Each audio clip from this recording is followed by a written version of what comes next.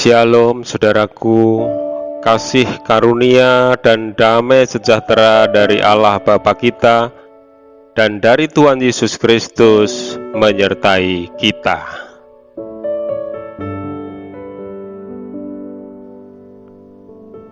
Yesus bukanlah seseorang untuk dibahas, melainkan untuk dijumpai. Jika Kristus tidak dibangkitkan, apakah yang terjadi? Saudaraku yang terkasih, kekristenan bukan tentang mengetahui sejarah Yesus, tetapi tentang mengenal Yesus yang telah bangkit. Kebangkitan Kristus merupakan fakta sejarah yang menjadi pusat dari keseluruhan iman Kristen. Inilah yang terjadi andai kata Kristus tidak dibangkitkan dari antara orang mati.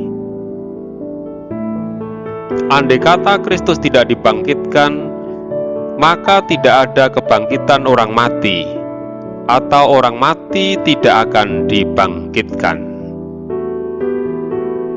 Andai kata Kristus tidak dibangkitkan, maka sia-sialah pemberitaan Injil dan tidak ada gunanya orang-orang yang memberitakannya. Andai kata Kristus tidak dibangkitkan, maka sia-sialah kita menjadi orang yang percaya kepadanya. Tidak ada gunanya sama sekali, karena kepercayaan kita tidak memiliki dasar. Andai kata Kristus tidak dibangkitkan, maka para rasul, pemberita Injil, pengkhotbah, pengajar, ternyata mereka berdusta terhadap Allah, berbohong mengenai Allah, karena menyatakan Allah telah membangkitkan Kristus, padahal ia tidak melakukannya. Andai kata Kristus tidak dibangkitkan, maka tidak ada pengampunan dosa, dan kita masih hidup dalam dosa. Andai kata Kristus tidak dibangkitkan, maka orang-orang yang mati karena Kristus menjadi binasa. Andai kata Kristus tidak dibangkitkan, maka tidak ada masa depan dan kita tidak memiliki dasar berharap untuk memperoleh hidup yang kekal. Dan akhirnya, saudaraku yang terkasih, andai kata Kristus tidak dibangkitkan, maka kita menjadi orang yang paling malang dari segala manusia, karena mempercayai kebohongan. Demikianlah berita kitab suci. Kalau tidak ada kebangkitan orang mati, maka Kristus juga tidak dibangkitkan. Tetapi andai kata Kristus tidak dibangkitkan, maka sia-sialah pemberitaan kami dan sia-sialah juga kepercayaan kamu. Lebih daripada itu, kami ternyata berdusta terhadap Allah, karena tentang Dia kami katakan bahwa Ia telah membangkitkan Kristus, padahal Ia tidak membangkitkannya. Kalau andai kata benar bahwa orang mati tidak dibangkitkan. Sebab jika benar orang mati tidak dibangkitkan, maka Kristus juga tidak dibangkitkan. Dan jika Kristus tidak dibangkitkan, maka sia-sialah kepercayaan kamu, dan kamu masih hidup dalam dosamu. Demikianlah binasa juga orang-orang yang mati dalam Kristus.